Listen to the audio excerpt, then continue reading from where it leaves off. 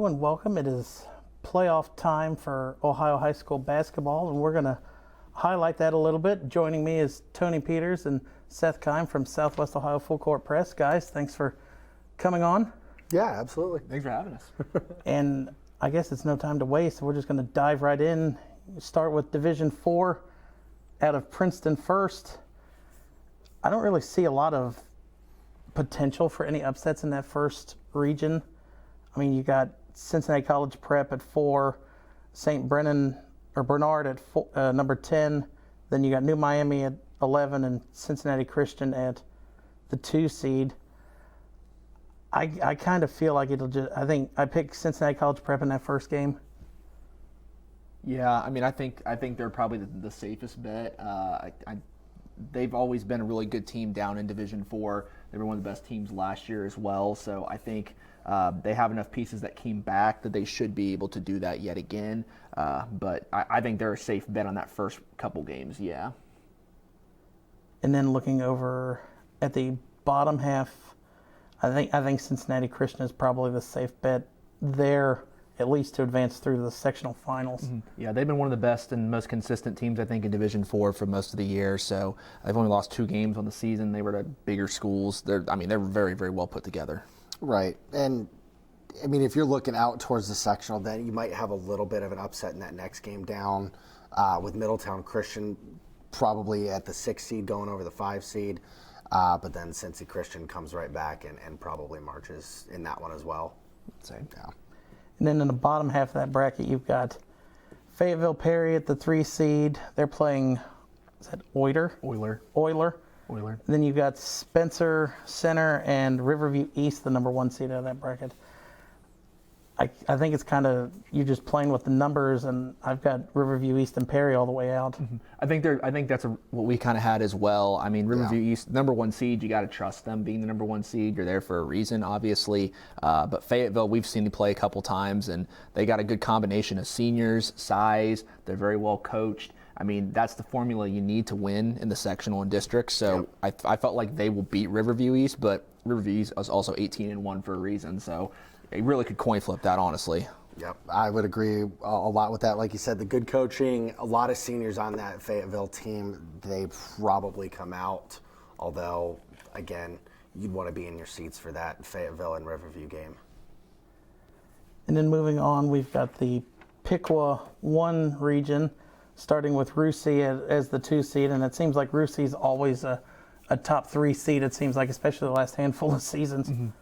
Yeah, and this year's no different. They brought back pretty much everyone from last year. Obviously, they lost their coach beginning of the season. Unfortunately, Coach Borchers passed away, so they've been playing for him all year, and man, have they looked really good all season. And I think that in those first few games, it's kind of unfortunate for Mississinawa Valley and Triad. You know, when you're a lower seed and you get the number 1 or 2 seed in the sectional, you're always gonna, unfortunately struggle with them. But I mean, Russia's number 2 for a reason, honestly. Right. I mean, 18-2 with those 2 losses coming to teams like Jackson Center and Marion Local. Mm-hmm. You're not going to probably see any upsets that big that early. So, yeah, they're going to roll early in that bracket for sure. And then in the bottom half of that bracket, we got Lamb Catholic at 5, Newton at 8, Riverside at 9, and Botkins at 4. And Botkins, another team, it seems like especially late the last couple of years, it's been them in the top 4 as well. Well, it's kind of been powered by the Plyman brothers the last couple of years. You know, they made their state title run a couple of years ago when you add in Jordan Purdy Powell. But you've got Carter Plyman up there leading the way for them. That'll be an interesting game with Lehman Catholic because you've got big Justin Chapman up there for Lehman Catholic. That'll be a tough matchup for Carter Plyman. Ultimately, Botkins probably makes their way through for another Scal showdown with Rushi. But, Tony, I think we both agreed that Rushi's just going to be too much in the end. Yeah, I think the one thing that was interesting was that this will be that 3rd matchup. So I think Correct. It is very hard to beat a team 3 times in the same season. But I feel like Rushi just has more weapons this year. I mean, watching them play, they really went, 7-8 deep at times, and for a Division 4 team to have that much depth, that's pretty impressive. So I think that Botkins just doesn't have that depth, unfortunately, to counter that. So Russia, I do think, does come out of that district or sectional. And then in the bottom half, you have the Pickwood 2. You got 19-1 Jackson Center at the number 1 seed, and I think that'll be an easy, at least to the sectionals. I have them paired up with Fort Loramie in the sectionals. Yeah. Yep, and then they're just going to be too much for Loramie at that point when you get to that point. Caleb Maurer up at Fort Loramie is a heck of a player, but Jackson Center is just too well coached. Again, they're 19-1 on the year, with their only loss coming to Russia. Coach Elker and the Tigers up at Jackson Center, just too much with Camden Reese and Jace Mollenauer. They're going to power their way through to probably to a district final. And mind you that first loss was literally the first game of the season, so they have won 19 straight games since then. So that says a lot about them. Right, firing on all cylinders. Quite literally. Then in the Troy region, you've got Troy Christian as the number 1 seed at 18-3. Then they're going up against Tri-County North. I don't think it's really anything to talk much about there. I mean, Troy should go through that one. That one and that next game with Miami Valley, I think it's pretty safe to put Troy Christian as the winner on that one. They're number 1 in this sectional for a reason. Then you've got Southeastern at 5 and Emmanuel Christian at 8. I didn't know much about these two teams. I think I went with Southeastern. Neither team, I don't think, has had spectacular seasons. You could do a little bit of a coin flip here as to just who ends up playing better that night. Tony, I don't know if you have anything to add specifically to that, but they played earlier in the year. Southeastern won by 18, so wow. I think your pick is a pretty solid one there, and they are obviously playing pretty well right now as well to get that 5 seed. There you go. And then you've got Dayton Christian at the 4 seed, and then Twin Valley South at the 9 seed. Dayton Christian, they come in with a 12-8 record. I think they will go on to play Troy for the sectionals. Yeah. They used to. I think it's kind of interesting because Troy Christian obviously used to be part of the Metro Buckeye Conference. Those two were always the 1-2 punch for I don't know how many years when they were there. Obviously, Troy Christian's now in the TRC with Miami East and Milton Union and whatnot. But for this purpose, yes, I think it's going to be a great game. You got a Troy Christian team, very defensively sound. Has Parker Penrod, one of the top juniors in the state, on the team. Dayton Christian, they got that 1-2 punch of Brady Woodall and Jamison Bates. And I think they do a lot for him. Well, yeah, they're both 1,000-point scorers. I think they both capped that off in the last week or so. But, yeah, you've got a very, very sound Eagles team in Troy Christian. Troy Christian also has the size factor, big Frank Rupinik down low. I think if they can work the ball down to him, he also has the ability to stretch. I don't think that Dayton Christian has enough to get over them, especially when you throw Penrod into that conversation. Bates and Woodall will cap off really good careers, but that's probably where their high school season ends. Then in the bottom half, you've got Cedarville at the 2 seed playing Jefferson. Jefferson 0-9, I didn't realize that. Then you got Legacy Christian and Yellow Springs at the 8-7, and then Catholic Central and Franklin Monroe at the 3-10.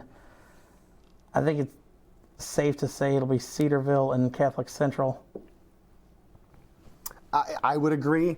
That's what I had down for our brackets.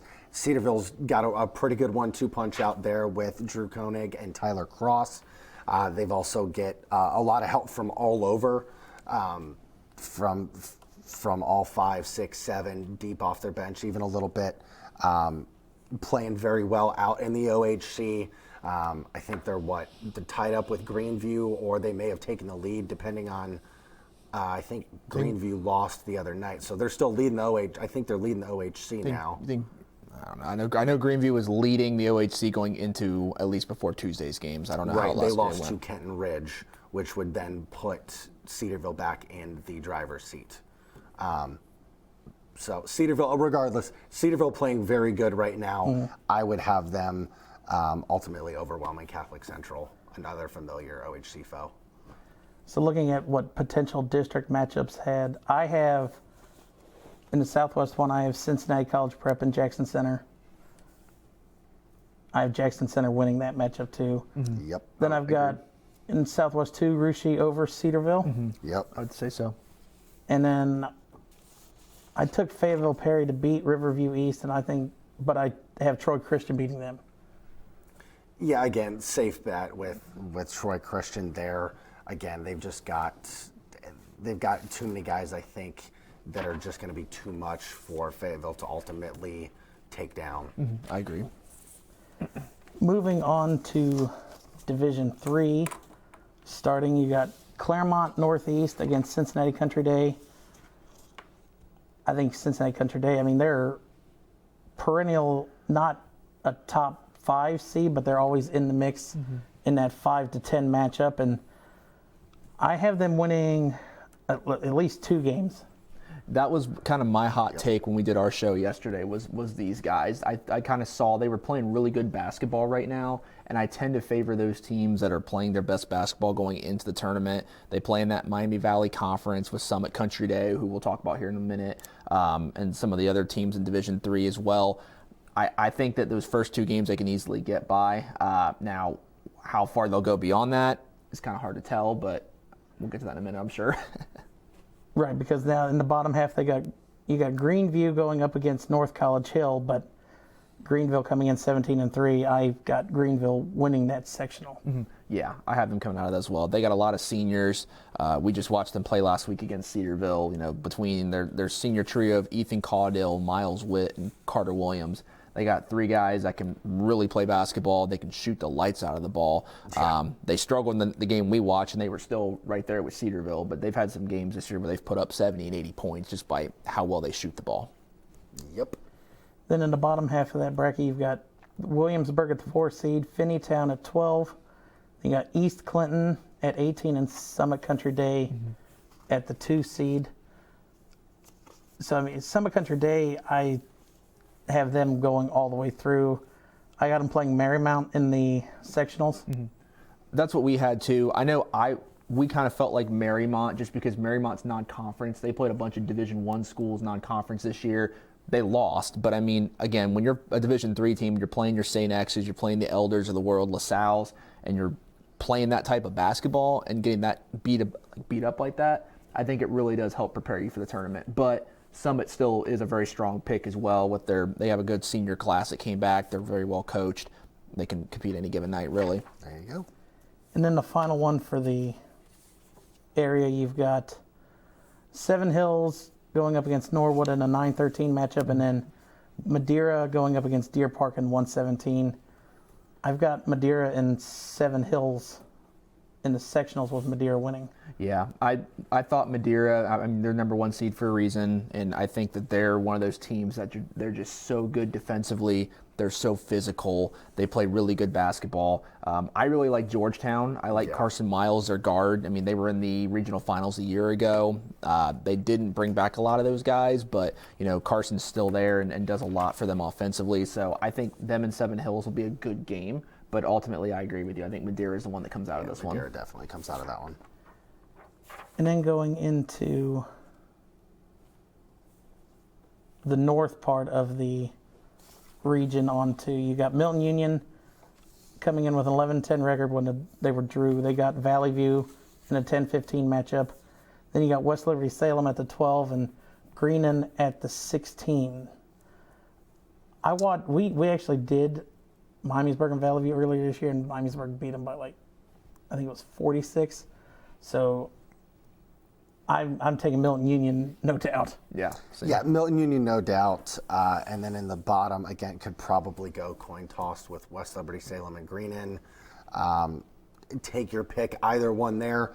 Neither one of them is going to get by Preble Shawnee, who's sitting there waiting for them. Versailles and Milton Union could be a very good game. In the top part of that to see who ultimately faces off against Preble. But more than likely it's going to be Versailles. They're here year in and year out. That's just, they've got that DNA there. That'll set up a really good game between Versailles and Preble Shawnee then for that sectional final district semi. Yeah, like you said, when you have a player like Mason Stroud on your team, like Preble Shawnee will have, it's very hard to pick against them. And he's got a good group around him as well. So it's just going to be a matter of, as long as they don't run any problems with Versailles, I think they'll be able to get through the sectional. And then the bottom half, you've got Tri-Village coming in at 3, going against Houston at number 19. I don't really think there's much to say. I mean, Tri-Village, it seems like they're in year and year out. They are playing up in D3 this year, but again, they're so strong, so well coached. There's not really much in that sectional bracket to really give them any sort of a fight. And if you're then looking down, I mean, you've got Dixie, Brookville, Waynesville, Arcanum. When you look at that, you're probably getting familiar foe, WOAC foe, and Dixie coming out down there. But Dixie's probably not going to be able to overtake Tri-Village, and they're going to keep on doing what Tri-Village does. Which I think is pretty incredible. The fact that these Yes. guys were state runner-up in D4 last year. They moved up to D3, and we're talking about them probably winning a sectional again. I mean, that's hats off to Josh Sagister, how he coaches those guys. That's for sure. Absolutely. And then the final one, you've got Carlisle at the 4 seed going up against number 11 Indian Lake. I picked Carlisle in that one. I don't know if that would be an upset. I mean, based on the seeds, it would be an upset, but that was one of our picks, hot takes, that Indian Lake can sneak up and bite Carlisle there. Indian Lake's made a couple of deep runs the last couple of years, and where they've run into Taft, who was in D3, state champs. So Indian Lake's got the pedigree, even as an 11 seed, to make a run. I think we actually had Indian Lake out to that sectional final, just because if they can get by Carlisle, they should move on against Anna as well. Yeah. Anna was at, I think, 5 or 6 straight losses going into the tournament. So I felt like even if Carlisle, whoever we had winning that game was probably going to beat Anna, just because both those teams are playing so well. But Indian Lake has junior Caden Nickel, and that kid can score the ball better than a lot of players in the Central Buckeye Conference. So I think you got to trust in him and what he's done the last couple of years, and ultimately give the Lakers the edge. That's where at least our thought process was. And then the bottom, you've got number 1 seed Miami East going against number 16 or 18 National Trail. Then you got Northwestern and Stivers. This is the first year of the Three Rivers Conference, isn't it? Or is it the second year. Second year. So Miami East, they won it, right? I believe they're at first right now. Okay. Yeah, I don't know how many more games they have, but yes. I got Miami East going out to districts. Yep. They're the best team in the area, Division III. There's no debate on that. So it's a very strong pick. Yep. And then looking at district matchups for D3, I had Tri-Village and Greenview with Tri-Village winning. Yep. Madeira over in Preble Shawnee with Preble Shawnee winning. We went Madeira on ours. Madeira. Okay. Only because, again, they're such a physical and good defensive team. I felt like they're going to really clamp down on Shrout, and it's going to make someone else have to beat them. Well, and like we talked about also before with Preble Shawnee in that sectional final district semi, he's going to have back-to-back games where these guys are going to throw double or triple teams at him and take him to the woodshed a little bit. I mean, that is going to be some 2 physical games in a row. And even though he is Mason Shrout, I mean, he could put the team on his back and carry him. But to do it twice, which is probably what it's going to take in those 2 games, Madeira's probably going to be too much. But you can't ever count a kid like Shrout out when he can put 30, 40 in the bucket any given night. And then final, the Miami East, and I got Summit Country Day. I got East winning that one. Yeah. Okay. Yep. And then moving on to D2, a lot more of our viewers will know that area as well. Starting with Taft, they drew the number 1 seed, and they play Schroeder in the first round. I think Taft will win that one pretty easily. Yep. And then same with Blancaster. So Taft out to at least the sectional finals. Then in the bottom half of their bracket, you got Taylor and Reading, 8 and 13, and then McNick and Mount Healthy, 6 and 14. I titled this the Taft Invitational. It is. There's not much there, even out to the district final, that is going to give Taft much of a battle. It's just not there. Yeah. In years previous, McNick might have been much more of a test.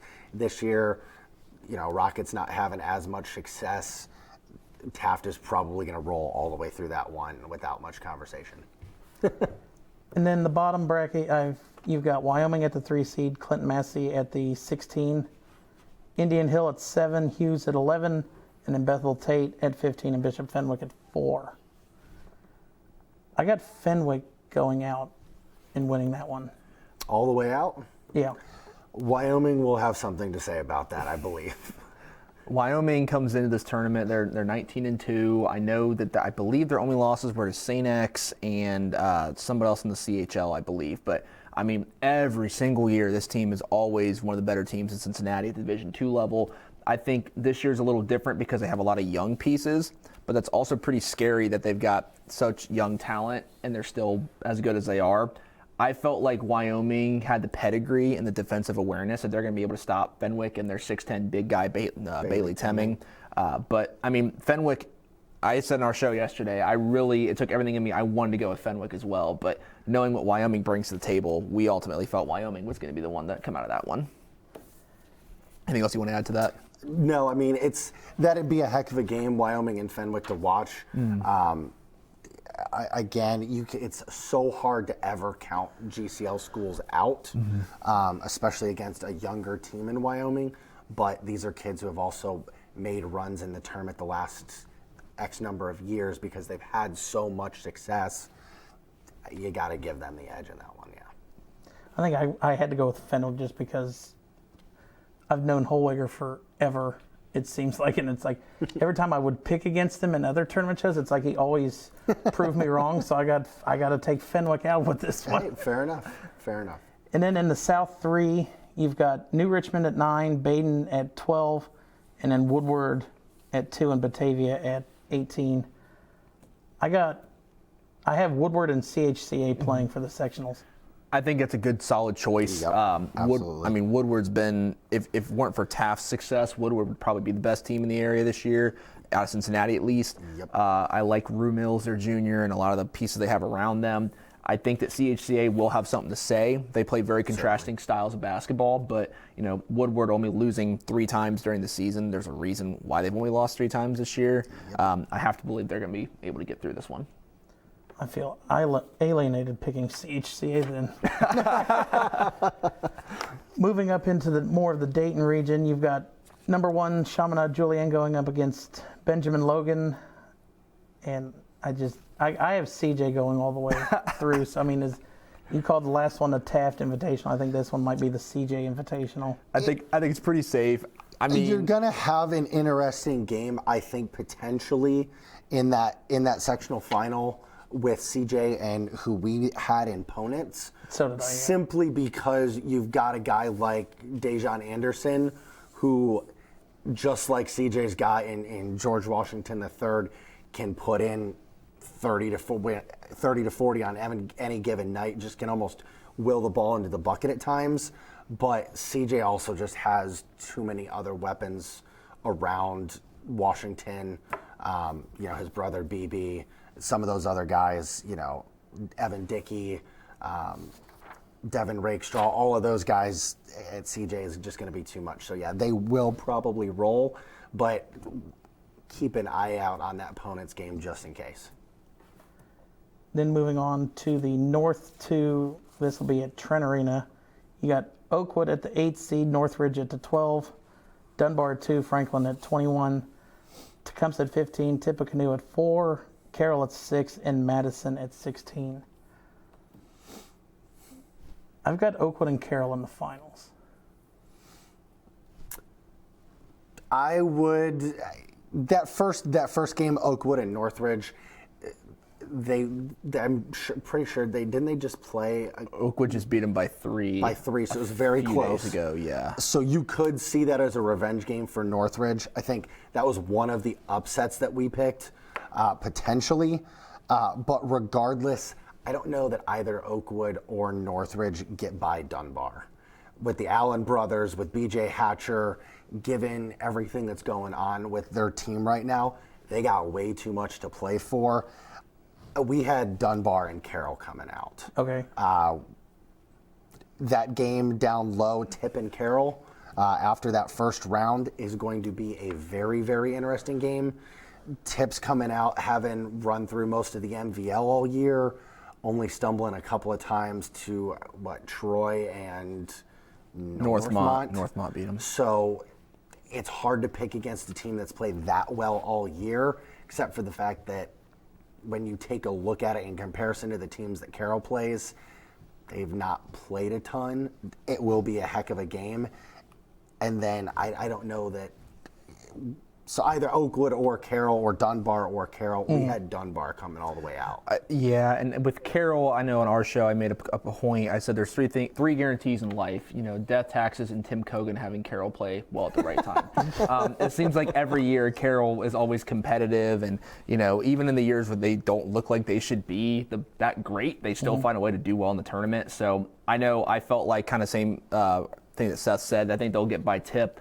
But we felt definitely Dunbar, seeing them play this year, and especially now you add that extra element of the emotional side that they're now going through right now, I think that almost drives them to get the job done. See, I went with that, and I put that Dunbar might have too much on their mind to try and play for us. That's a why good point, I picked though. Oakwood. And it certainly could happen. Yeah. I mean, that's why you play all the games anyways. We can sit here and say they're too athletic, too fast to slow down, someone. But it'll be some really good games. This was one of the tougher sectional brackets to pick. So whichever one you want to take out to play Woodward will be an interesting matchup. And then the final one for D2, you got Bellbrook at the 10 seed, Eaton at the 18 seed. You got Alter at 3, Thurgood Marshall at 20, Kenton Ridge at 13, Urbana at 9, Graham at 17, and Meadowdale at 5. I have Alter and Meadowdale in the finals. Mm-hmm. Yep, that's exactly what we had as well. Bellbrook's got some pieces where they could potentially give Alter a really good game. They've got a stud sophomore in Austin Webb who can shoot the heck out of the ball, but Alter's just got too many pieces. Meadowdale just has size with Lee Benson. They've got a couple of really good players in Clario and Kari Reeves. They should come out of the bottom part to ultimately face off against Alter. I will say, though, I do want to give Graham their flowers at 17 because I made a comment that if you look back at the last 12 years, you could probably find at least 2 or 3 instances where Graham beat a top 4 seed in the first round. Heck, they beat Ponitz last year in overtime, and Ponitz was one of the top 5 teams in Dayton last year. So they've done it before, and they do it because of the way they play basketball, that very slow-paced basketball. Meadowdale, while they're playing well right now, was very up and down for much of December and even parts of January. If there's an upset that's going to happen here, I think Graham would be the ones to do it. But like I said, Meadowdale is playing a lot better. You named all those stars they got on their team. They seem to be clicking at the right time. I think that's enough to get them through those first couple games. But when you get to Alter, Alter's just got too much. They got too many seniors and too much young talent. And then looking at the district matchups, I know there was a few we had different. I had Bishop Fenwick and CJ going against each other, with CJ winning. I got Taft beating Alter. Yep. And then I got Carroll beating CHCA. Okay. I think that's kind of cool, though. That just tells you how good the GCL is. The fact that we've got 4 teams out of the 6 GCL co-ed that are playing for a district title in our projections. So it says a lot about the league. I think a Fenwick CJ game will be very intriguing because they've played. Just the other night, yeah. Fenwick just lost by 3 to them on Friday night. So took a buzzer beater. If they get to that game, I could see Fenwick wanting to be the ones to shock the world and beat the Eagles. I think I might change my pick because that would be going against Tollwager, so I might change that to Fenwick then if they only lost by 3 the other night. I might change my pick on that one. And then finally getting into the Division I, and this is where we can definitely dive into more game-on-game matchups. In the first half of the Cincinnati, you've got Withrow at 9 and Coleraine at 30. Then you got Hamilton at 17, Talawanda at 22, Harrison at 29, and Moeller at 3. Matt Bowman told me he picked Harrison to beat Moeller. Come on, Matt. Bowman. Come on. Come on, Matt. Come on, Matt. Come on. No. No, I got Moeller going through. Yes. I think, yeah, they're a pretty safe bet to come through. I will say, I think Withrow comes out of that top half. Yep. Withrow and Moeller did play. I think it was Moeller's second game of the year. Moeller only won that game by 1 in overtime. Now, I think that was 2 different teams we're talking about now. I mean, the way you play in November and where you're playing now are 2 completely different things. Correct. But you're talking about Carl Kramer and Moeller. Like, you don't. It's kind of like what I was saying about Tim Kogan with Carroll. Like, Carl Kramer doesn't lose very much in the tournament before districts. No, and quite frankly, there's not enough there. I don't think. I'll give it up to Bowman if that pick comes true. But the dude's taking the 30,000 to 1 odds on that one. That's a 29 over a 1. 3. Whew. Oh, 3. Sorry, 3. I will say though, this is the most losses I think I've seen Moeller going into, at least in recent years. Going into the tournament with 6 losses is definitely surprising, but I mean they are stepping up and playing. I think, or other teams are starting to learn to play them a little bit better. Mm-hmm. Well, and when you play Moeller now, you want to be the one that says I beat Moeller, just because of just the brand of basketball they play and the kind of the swagger they bring to the table. Like I would want to be the one to say that I had a chance to beat Carl Kramer and Moeller. So and it's you know you're just gonna get so it. hard to do that year in and year out. Moeller plays a slaughterhouse of a schedule. I mean, they're coming up and playing. I mean, the GCL South alone is tough enough, but they're coming up and playing teams like Centerville. They're bringing teams in from out of the area. I want to say they played St. Vincent St. Mary's. I mean, they're playing top teams all across the state. It's part of the reason that when they get to the tournament, it's hard to pick against them because they've played top level competition all year long, and they've done it for 15 plus years. They're gonna have a year where they don't catch quite as many W's as in previous years. Mm-hmm. And then looking at the bottom half, in the Cincinnati 2, you got number 14 Oak Hills, number 19 Milford, number 12 LaSalle, number 24 Ross, number 7 Anderson, and number 27 Northwest. This is, you talk about the GCL South, and LaSalle kind of stayed around 500 all year, and they went to districts last year, didn't they? They did not. No, they were down quite a bit last year. Well, they were doing pretty good last year, and then they had an ineligible player and had to forfeit, I think, the first half of their season. So their record didn't look very great going into the tournament. This year, obviously, a different story. But you talked about the GCL, and them being the GCL South. I mean, they're in a league with Moeller, Elder, St. X. I'll be honest with you, I had Anderson coming out of there, but then after LaSalle won last night Against Moeller, I'm kind of thinking that maybe that was a little bit of a I've got LaSalle bold take. I've got LaSalle written in here coming out to the sectional to play against Mason. Anderson's going to give LaSalle a heck of a game. Anderson's had a better season this year, but I think LaSalle's playing the right type of basketball at the right time. But I still had Mason over LaSalle. I think LaSalle's good win will be against Anderson to get out to the sectional final at least. But ultimately, Mason's probably going to take that one. I had Mason over Anderson, so. Either way. Yeah. Good enough. Moving over to the Cincinnati 3, you've got number 11, St. Xavier, going against number 28, Goshen. Number 33, West Claremont, going against number 1, Fairfield. We'll stay in that one first. I feel like it's Fairfield. I think Fairfield might.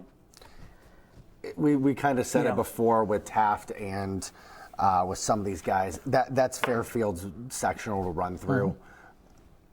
You look like you want to hold your tongue. I'm going to disagree on that one. I mean, Taft and CJ, I think it was pretty obvious because just the teams we just knew. The closest seed's a 10 seed.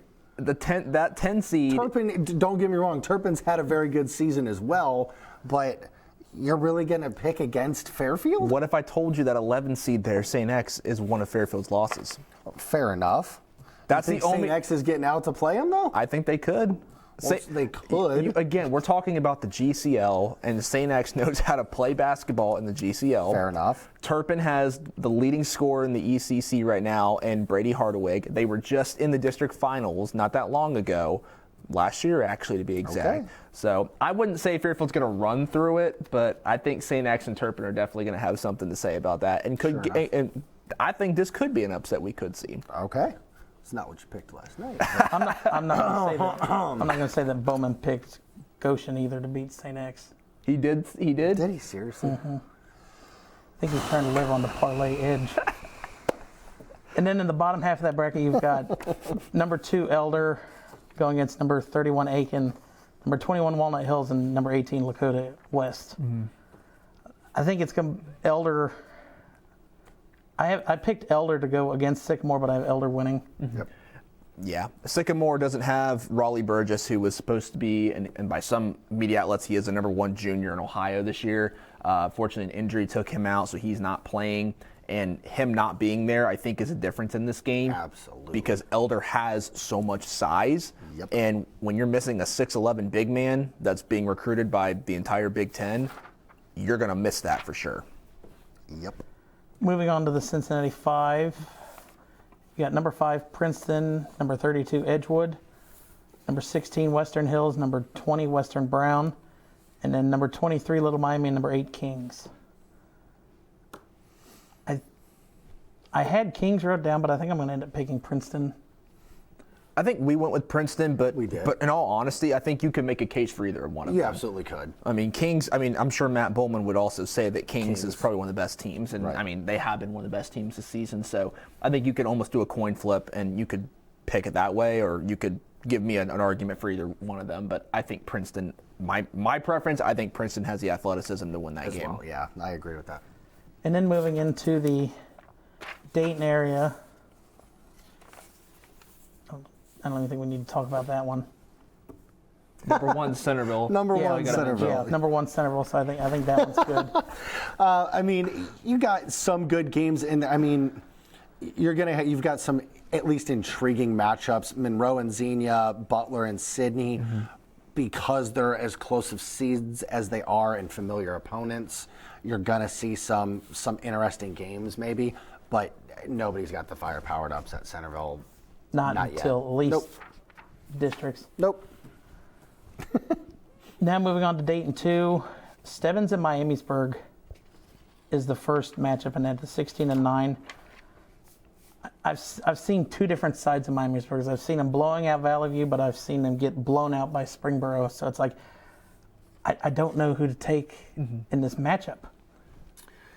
The difference there, in my mind, is just the level of competition between the GWAC and the MVL. Not that it's not to say that the MVL is lesser in any way, but when you look at it, there's a reason that the conference is split. There was the smaller D1 schools against the bigger D1 schools. You just don't see it very often where an MVL team's going to come up and bite a GWAC team. Miamisburg probably gets out of that first game, but then you get the same dilemma in the next game with Troy, and that's where Troy's having a heck of a season. And I think Troy does beat Miamisburg in that one, so we'll flip the script after the first round. At least that's what we have. Yeah. Troy's having a heck of a season right now as well. They'll make a little bit of noise up here. Then you got in the bottom, you got Wayne at number 2 going up against number 17 Springfield. We talked about what Rice is like 30-some points away from being the all-time scorer. He did become the boys' leading scorer last night. Okay. He took out Travis Trice. He's 86, I believe, away from overtaking Bree Hall for the school's all-time leading scorer. Given the number of games he's got left, he should meet that mark. And Wayne's not going to have any problems with Springfield or Lebanon early. They probably aren't going to have much trouble with Troy either. No, and should come out. I could say that he could not play against Centerville and still get the 80 in the 2 games against Springfield and Lebanon. He very well could. Troy's got the depth to be able to make that game interesting if they can hold Rice down a little bit. But It's easier said than done. much easier said than done. And Wayne's got some other guys in Juan Cranford Jr. And Boots Perkins. They're a tough out regardless. So I think Wayne comes out of that one, unless you got Any other thoughts there, Tony? I think you hit the nail on the head there. Okay. And like I said all year, it's like the only way to beat Wayne is you got to have somebody else. You got to make Rice give up the ball. And we saw them lose on a buzzer beater to CJ. They beat Springboro on a buzzer beater, a half-court shot earlier in the year. I don't know. They lost to Centerville the first time 30. By 30. Yeah. I don't know who their other loss was to. Garfield Heights beat him at flying to the hoop. Yep. Okay. So they've got some good. The losses, as far as good losses go, are all there. I mean, they've played a tough schedule playing in the GWAC, but if you're going to be hard pressed to keep Rice down enough to get him out before a district final.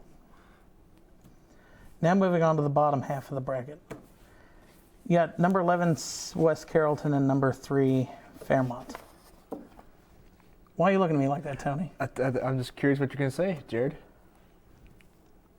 I'm going to take the Pirates. Really? Yeah. From what I've seen West Carrollton do this year in the 2 games we've covered with them, they haven't played with their starting 5 like 60% of their season with injuries and all that. And last night it was the first time I think in about 8 games that they had the same starting 5, and they beat Greenview I think by 30. Greenview or Greenville? Greenville by 30. And I know Fairmont just took Wayne to triple overtime, but there's points that I've seen Fairmont get too careless with the ball, and I think I'm going to take the Pirates in that. I know it's shocking coming from a Fairmont grad. Yeah. Hopefully they'll let you back in the Trent Arena after that one. No kid. We had Fairmont coming out and probably taking the sectional, so it would be a huge upset because when you look at the rest of the bracket, there's a couple familiar GWAC foes in Springboro and Northmont that are lurking down there, but it was one. Beaver Creek, that second round game, could also be a place where Fairmont gets tripped up. Creek did get them earlier in the year. Fairmont's just playing a little bit better basketball right now, I think. So again, right time, you're playing your best basketball, but well, they've also got seniors too. Right, and they do, and they've made this run a couple of times in the last few years. I mean, they were just there last year. If you think about it, like Eli, Jameson, Tyler. I mean, those guys were there a year ago. They were there for that heartbreak against Centerville. I'd be willing to bet you a lot that locker room was very hungry after that loss. And so I would bet you anything going into this game that they're not going to allow that feeling. They're not going to overlook anybody. But to that point, though, I do have to say I agreed. I took Fairmont last night. I've thought more about it. I do like Beaver Creek a lot. I think Isaiah Williams Jr. is a very good player. Him and Liam Gluck right now are both top 5 in the GWAC in scoring. Yep. They're combining for a little less than 35 points a game right now. Fairmont, if there's someone that can figure them out defensively, it's going to be Kenny Moles and Fairmont. But I think the winner of that, assuming Fairmont beats West Carrollton, I think the winner of that game wins the sectional. And even if West Carrollton wins that game, I still think the winner of that game wins that sectional. Yeah. Then in the bottom half, you got number 6 Springboro, number 8 Piqua, and then number 10 Trotwood and number 7 Northmont. Springboro seems like they've just been guiding through the season, just treading water, I would say. Yeah. Well, when you lose a guy like RJ Greer, like they have, you lose that much scoring production and just everything that he brings to the table. It's a shock to the system, and I just don't know. I think a lot of those guys that they have down there were very set up and comfortable in the roles that they're playing. It's tough when you go from going through preseason and the first couple of games expecting like, okay, this is my role, we've got our guy sort of thing, and then having to have guys transition and become that guy for your team is a lot easier said than done. You would just think, okay, yeah, I'm just going to shoot the ball more, but no, that added pressure that comes on a night in and night out basis, I think is just, they've not found someone to step up and take that role. And it's caused them to stumble a little bit at times. So do you see them getting past Piqua? I do. Yeah. And I think Tony agreed last night, at least. Again, that's another one of those MVL G-Walk sort of scenarios. It's still going to be very tough for Piqua to do it, although they've got the right components with Drayshawn Roberts to be able to do it. That could be one where you do see Piqua step up and bite Burrow. They've just been too up and down. I think you said treading water. I kind of used it up and down like a roller coaster. You know, last night they only lost by what, 13 points to Centerville. Right, and Wade dropped to 30 by Centerville, so you would have expected that to have been a much bigger margin than it was. I mean, you don't know what you're going to get out of them. So I think they can beat Piqua, but I felt like Northmont would beat them just because, again, that G-Walk familiarity.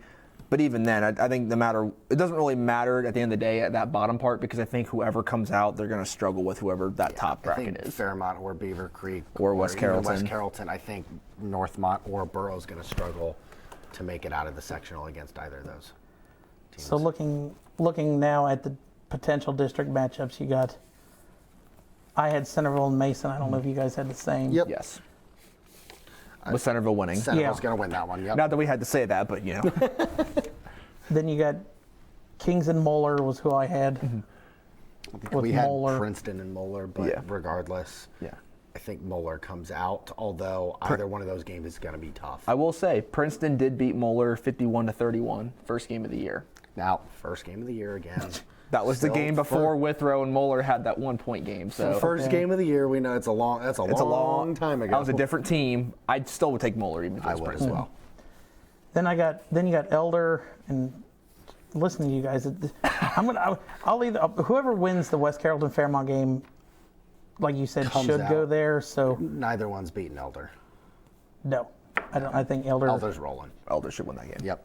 And then Wayne Fairfield, those two played last year, didn't they? Yes, regional they did. Fairfield got them. We had a debate about this last night because we had a debate about, you were like, oh, Fairfield's gonna win, but then he comes back and says that Fairfield's not even gonna get out of the section. I never said that. I said it wasn't an invitational. I said it wasn't the Fairfield Invitational. Okay. Wayne Fairfield gonna be one of those. We've said it a couple of times, one of those coin flip games. It's going to depend on, I think you can count on Laurent Rice to show up night in and night out. It's going to be if his supporting cast shows up.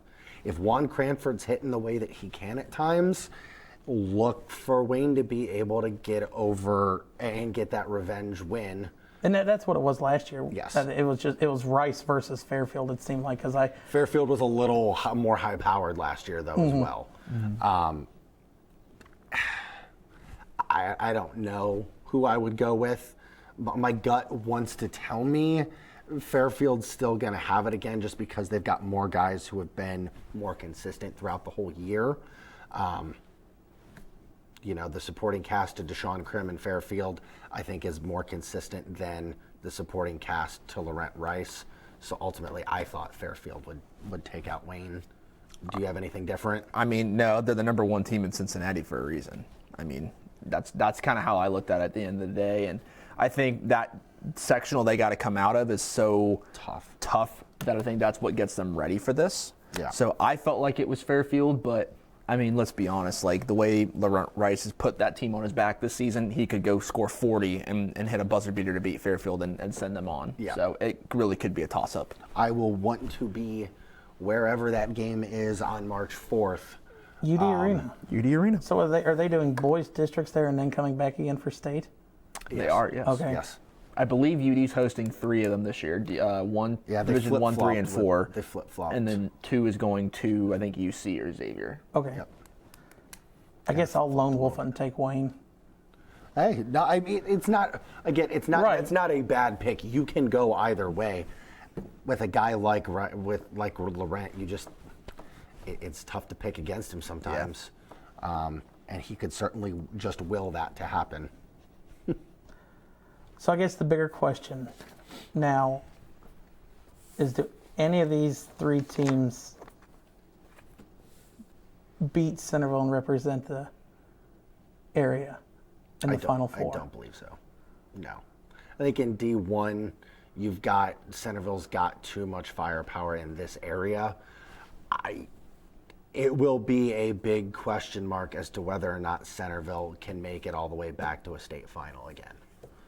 There's a lot of power throughout the state in D1, though. I would say there's 4 teams in the state of Ohio that are non-Southwest related that could beat Centerville. But I made a comment on our show last night. If I were coaching high school basketball, I would not want to see Moeller a second time. Never. So all I'm going to say is if Centerville gets Moeller, they just had a real close game a couple days ago. If someone was going to nip them in the butt, it was going to be Moeller. Yep. But I do think Centerville will get that done, get to that state. They just got too many senior. They got guys. Cups is in his senior year. They go pretty deep. That's going to be a tough out until you get to some of those state players like St. Ed's, like St. Ignatius, like Akron, St. Vincent, St. Mary's, and there's a slew of them in Columbus as well.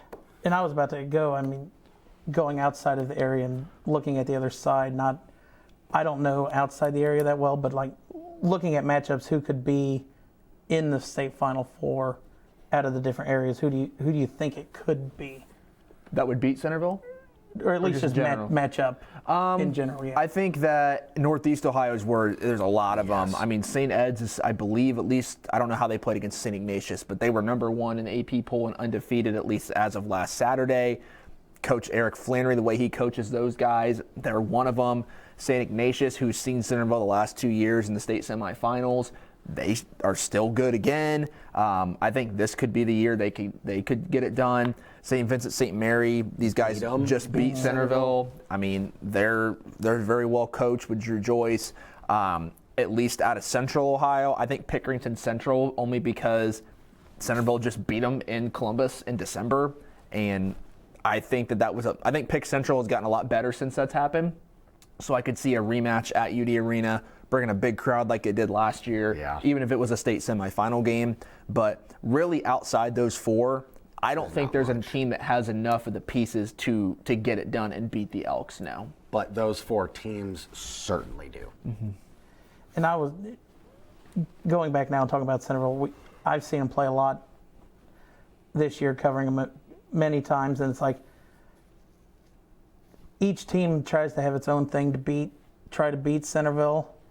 Like last night the other night we did Centerville and Springboro, and Springboro let them just shoot the 3 all night, and they were like I said, in the first half they were like 3 for 20, and Springboro kept it close until the end. Or then it's like a couple weeks ago you had Centerville and Fairmont playing in Centerville senior night. It was a 6 or 7 point game I think at halftime, and Fairmont consistently keeps Centerville at least under 20 points a game less of what they're averaging in their matchups. Well, and again, you kind of have to pick your poison with Centerville. If you try to shut down a main scorer in Powell, then you give Gabe Cupps too much room. If you try to shut down Gabe Cupps too much, they're going to go to Powell.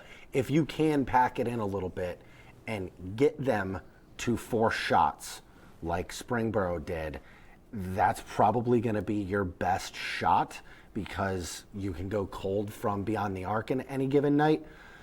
But it's also very hard to get them into that, to force them into that, because they're so well coached. They know that if they just start chucking shots up, they're going to get reamed out in the locker room, and they're not going to be. Brooke Cupps will force them to move the ball inside and to quit shooting 3s. Again, when you get to this time of the year, the mindset changes. I think sometimes focus can slip here or there at times. Again, that's why it's so hard to go undefeated in any season, is because you got to be able to perform night in and night out. But when it matters most, I think, is when you get to this time of year, and I don't think they're going to have that lack of focus. No, and sticking with Centerville, it's like they got their starting 5, and then it's like you could take their bench players and role players, and they would be starters on other teams. I would say that I'd say their starting 5 on their JV would beat 97% of the local varsity teams in this area. Which is saying something. I mean, they would probably Centerville's JV team might win a conference like the MVL. That's just how good they are and well coached all the way through. That's why even though Gabe Cupps is moving on after this year, Centerville as a local powerhouse and state powerhouse isn't going anywhere. No, because like you said, they got the JV squad moving up. They'll still have Powell. They'll still have Babacar. They'll still have the Greenbergs will make their way up from JV to varsity. No, last night they were trading threes back and forth. I think one finished with 21 and one had 19. Yeah. Ethan and Eli. Right. Yeah. That's just that's what you're bringing up from a JV squad to a varsity where those kids are they're both sophomores, I believe. They got another year to grow, to get bigger, to get stronger, to hone their skills. They're deadly right now as it is.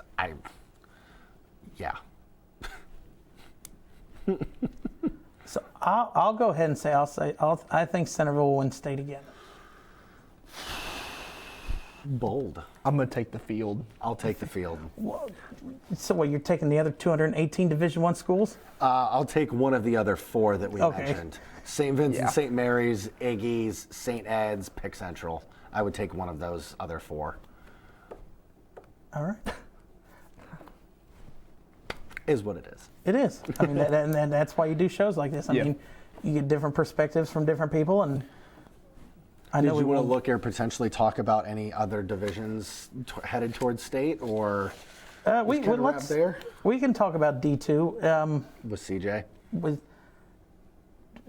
if CJ and Taft, would that be for Regional final. that would be be a regional regional finals? Do you think it'll be those 2 schools? Let me go. You brought it up. I'll let you answer that question. Well, the reason I asked that is because if you watch some of the games that CJ has played recently, early in the year and in preseason, people just went D2 and they wrote a big CJ. St. Vincent St. Mary's wasn't in D2 anymore. Their main competition had left, gone elsewhere. But then they started playing and they get very one-dimensional. A team like Taft that can match up with them athletically. Heck, depending on how some of those games come out, a team like, if Woodward happens to get there, Woodward could give them a game, because if you've got guys that athletically and defensively can put a body on George Washington III and can have somebody face guard a guy like his little brother BB, you've got a very real shot at getting by CJ. CJ's scraped by the hair on their chinny chin against Fenwick, against, they lost to Carroll. There's a lot of teams out there that could jump up and bite them. Taft being one of them. Now, outside the region, other schools in D2 that could give either one of those 2. Yes. Lutheran West is the top team out of Northeast Ohio now that St. V's gone. I think that they've been very good this year. I think their best player is not even playing. Their best player tore his ACL in the spring and hasn't played a game this season, and they're still as good as they are. I think they're one. Bishop Reedy out of Columbus is another one. I believe they've only lost 1 game. If not, they're undefeated. They decided to go to because Columbus, you can either choose to come down here for the regional, or you can go to a bracket that goes to Athens. They went the Athens route because it's notoriously known to be an easier bracket. I think they will come out of that region entirely, and if they get CJ, the league they play in is very similar to the GCL, and so that's a team I could see beating CJ because they're going to know defensively how to guard any of CJ's weapons.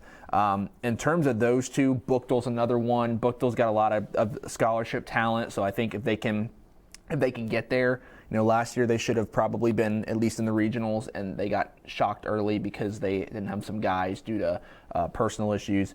But if they can get there this year, I think they could give a challenge. But I mean, at the end of the day, it's going to be very hard to find one team that can to beat those guys. I mean, CJ Taft, I think that's kind of like your 1-2 punch for a state title this year. Yep. And then moving down to D3, I don't think we talked about who, out of the four teams at districts, I don't think we had said which one might go on to represent the area. What, you had Madeira, Miami East, and Tri-Village were our three.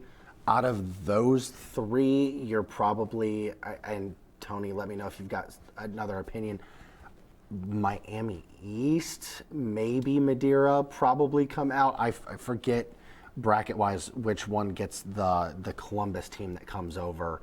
Although that being said, I don't think the three from our region or this region in general are going to be able to compete at the state level. You've got too much firepower in Lutheran East, in Afrocentric, in Ottawa Glandorf.